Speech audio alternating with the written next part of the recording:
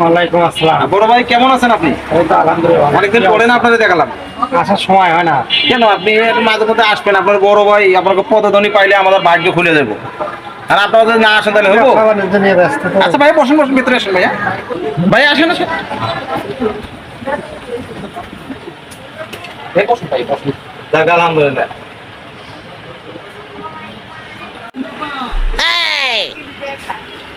আসসালামু আলাইকুম ভাই।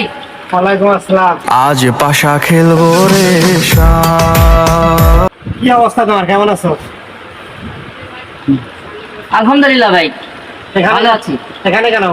চুপি চুপি আয় আজ ভুলে যাবো না। ঠিক আছে, তাহলে কেনাকাটা করো, আমার পরিচিত দোকান। ভাই আপনার কি লাগে?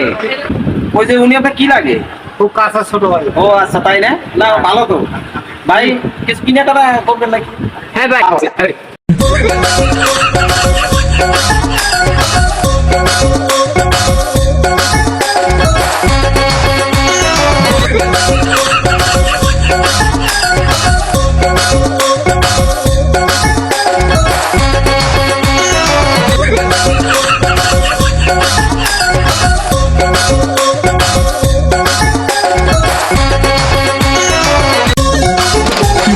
নান্টু ঘটকের কথা শোনা অল্প বয়সে করলাম বিয়া।